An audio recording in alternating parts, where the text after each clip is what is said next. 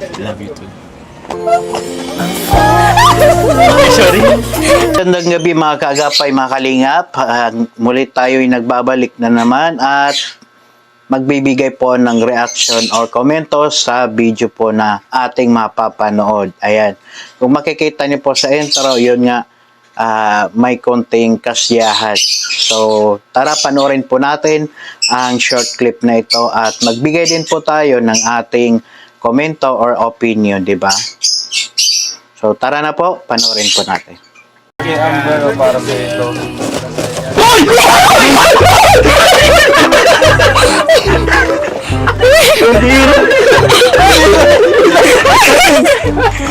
Ang lahat ng sikyat na.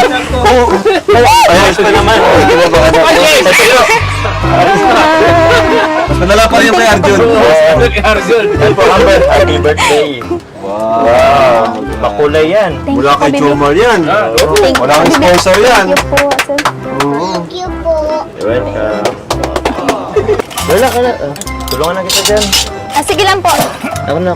Bisita, dapat ano. Ay, di naman ako bisita. Balang araw, magiging tayo lang dito. Ay, Tsaka na. Huwag mo na akong ituring na bisita dito. Alam mo ba ang part na ako ng family? Hindi mo alam, no? I'm just not the same. pwede naman po, para may kuya na ako. Kuya? Kuya na naman? Dati best, tapos kuya. Ang bihira yun. Ano pa ba? Ano pa ang kailangan mo? Bukod sa akin. Kumusta ka pala, best? Okay lang po. Okay ka lang? Gusto lang kumusta si lolo mo? Nakalabas na po kahapon. Ilang araw pa lang tayong hindi nakikita, pero parang tagal na. Parang taon na nga eh. Hindi mo ba ako na-miss? Pag dito ako, huwag mong papansin si David ha. Kahit sino. Kahit si Kalinga Prab pa yan. Siloso pa naman ako. Jomar, thank you. Yung sincere. Sige na, sample lang naman. Sige nga. Dude. Hmm? Jomar, thank you. Parang nakulangan ako dun ha. Yung mas mabagal, yung mas ramdam mo. Jomar, thank you. Sige, wala sa isa na lang. Wala sa lang.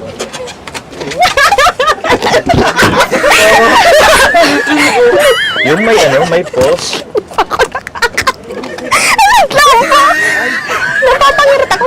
Napangirit ka siya. Yung may pause, yung Jomar, thank you. Ganun. Yung may pause ha. Jomar, thank you. Sige na nga po. Sige. Jomar, thank you. Love you too. Sorry. You're welcome. Sorry.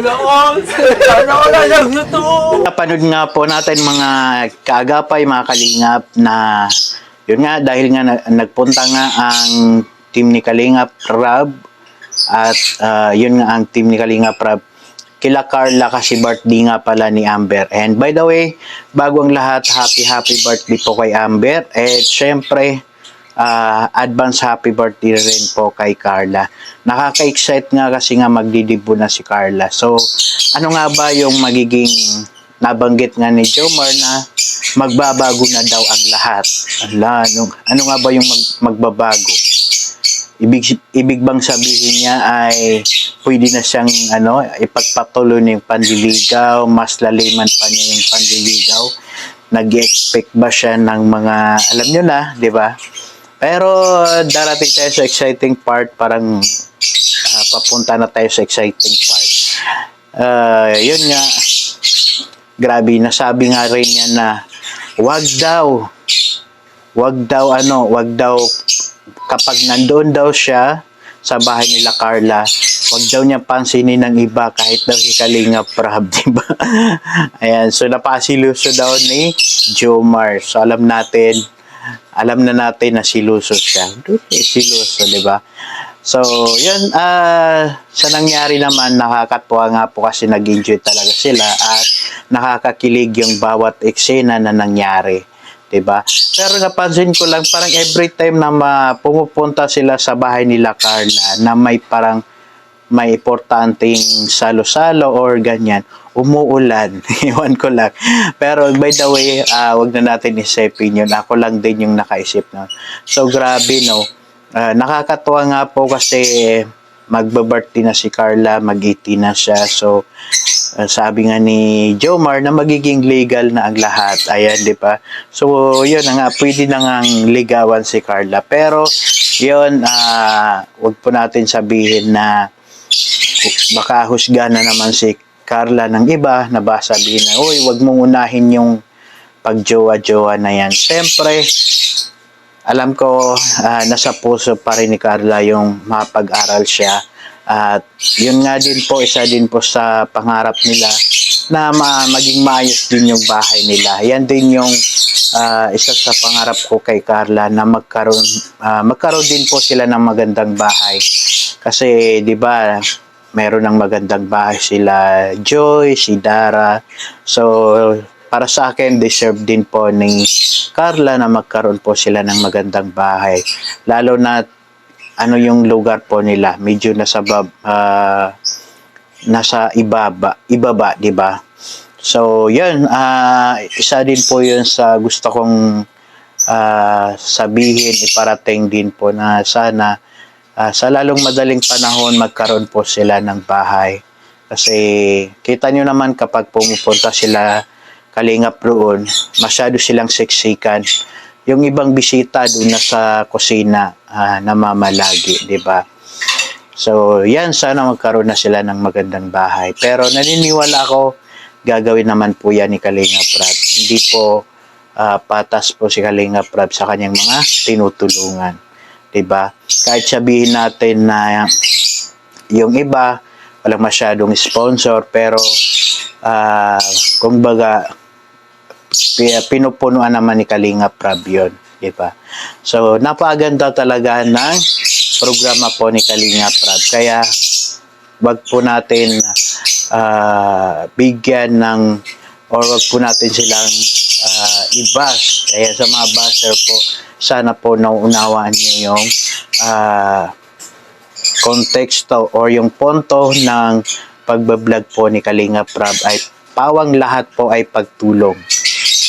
Marahil ay nakikita nyo may mga ganyang eksena, mga about love. Yan lang po ay parang rekado rin po yan ng kanyang content. Hindi po pwedeng puro tayo iyakan, ganun, kasi mas lalong nai-stress din yung mga kababayan po natin na nanonood, di ba? Agree po ba kayo? Ayan. Kasi kahit ako, pag lagi na lang malungkot yung pinapanood natin, pati tayo naapektuhan eh. So, ano pa naman yung nasa ibang bansa, di ba? Mas lalo silang maapektuhan. Kaya nga po minsan kahit problemado sila, pag napapanood po nila yung mga ganyan, ay naiibsan or nawawala yung kanilang lungkot sa kanilang pamilya. Di ba? Hindi po dapat puro iyakan na lang. Kasi minsan nakakasawa din manood ng puro iyakan na lang. Alangan naman na kada punta ni Kalingap Rab dyan sa kila Carla ay ano-ano na lang itatanong, di ba? So parang alam na natin na ikwento na ni Carla yung naging buhay nila. So mabuo na tayo doon. Ang inaano natin ngayon ay yung maganda, kumbaga palitan natin yung mga lungkot dati ni Carla, na palitan natin ng mga masasayang araw, di ba? So, yun lamang po, sana maano po yan, maintindihan po ng mga pumupuna po ng mga eksena po ng serye po ni Kalingap Rab dyan sa mga Kalingap Angel. Hindi lang po ba naisip nyo, puro lang sila mga pakilig-pakilig, diba? Hindi po. Lahat po yan ay pagtulong. Ang pinapunto po niyan or pinaka puso po ng mga video po yan ay pagtulong pa rin, di ba? Kasi kumbaga, lahat naman sila, naikwento na nila yung buhay nila, na-share na nila. So, ano pa bang dapat natin halongkatin? Kailangan pa bang halongkatin yung mga malulungkot na alaala? Dapat na kumbaga kinakalimutan na nila. So, yun naman tayo, enjoy life na lang. And kung hindi nyo naman po gusto, ay wala naman pong pumipigil, di ba? Marami pa naman, doon kayo manood sa mga video niya na yung walang love team or mga eksenang ganyan. So, para naman sa akin, laking tulong din po yan kasi nakaka-good vibes at siyempre, naano din po natin yung tinulungan po nila na kahit papano nakakalimutan nila yung mga bad experience po nila. Yan naman po yung tama. So, dito na lang po.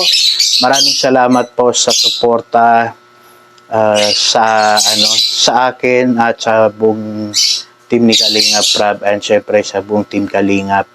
Thank you po. Sana po sa mga hindi pa po na-follow sa akin, i-follow nyo po ako. Kaagapay po. Maraming salamat po. God bless po.